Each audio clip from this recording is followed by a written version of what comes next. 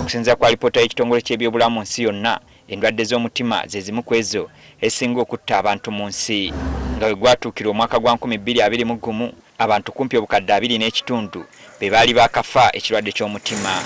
Minisitule y'ebyobulamu egamba endwadde z'omutima zeeyongedde naddala mu baana abazaalibwa. Abantu abalwadde b'omutima bagenda beeyongera mu ggwanga. Kiyinza okuva ku bungi bw'abantu abagenda babeerawo, kubanga kati for example bw'olaba abaana abazaalibwa nga balina obulwadde bw'omutima, tufuna abaana bangi nnyo wano ku Heart Institute nga balwadde nga balina obulwadde bw'omutima bazaaliddwa nabwo. Wabaddewo okusomoozebwa mu ggwanga mu nzijanjaba y'endwadde z'omutima olw'obutaba na byuma biyambako mu kulongoosa. Uganda yafuna ekyuma ekyasooka mu mwaka gwa 2012 nga kyateekebwa mu Uganda Heart Institute, n'oluvannyuma ne bafuna ebyuma ebirala 3 ne bigabanyizibwa mu malwaliro okuli Nakasero, Kisubi ne Medpol International. Olw'omuwendo omutono gw'ebyuma bino, abantu bangi bafudde abatasobola kudduukirirwa mu malwaliro gano ate nga tebalina nsimbi zibatwala bweru wa ggwanga kujjanjabibwa. And the significance of this is that it enhances diagnosis, treatment and overall cardiac care for Ugandans and further reduces the need for overseas treatment.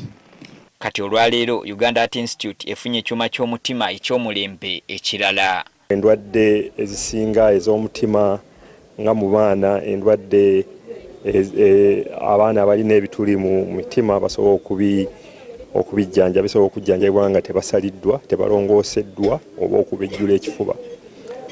Endwadde ez'emisuwa gy'omutima bwe giba gizibikidde gisobola okuzibukulwa. Okusinziira ku Dr. James Kayima, omukugu mu kujjanjaba endwadde z'emitima ku Uganda Heart Institute, ekyuma kino kyakwongera ku muwendo gw'abantu abajjanjabibwa. Naye nekirala nti kati abasawo bategeera nti waliwo enzijanjaba ey'ekigugu esobola okufunibwa abalwadde b'omutima, n'olwekyo tufuna referrals nyingi okuva mu malwaliro ag'ebbali, ate era ne tufuna ne referrals okuva mu nsi ezeetoolodde Uganda. Okusinziira ku minisita w'ebyobulamu Dr. Jane Ruth Acheng, wakyaliwo okusoomoozebwa olw'omuwendo gw'ebyuma bino okuba omutono ddala. Requiring urgent intervention.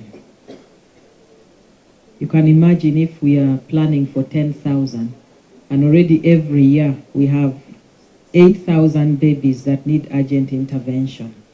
It means one cath lab is not enough. And I heard from the director that it should be a cath lab for every 1 million population, meaning we need 50 cath labs, but we have one. It is much better than nothing. Kati gavumenti etunuulidde okuleeta ebyuma ebirala ebigenda okubonyesebwa mu malwaliro amakulu okwetooloola eggwanga lyonna. The new equipment, the new construction in Naguru, 2 more cath labs are going to be put in place. Then next is we are in the final stages of a new project yet to address regional centers. These ones should have these facilities as a government plan.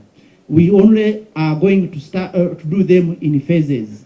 Ekyuma kino ekireeteddwa kiwemmense ensimbi za kuno obuwumbi 7 n'obukadde obusoba mu 608.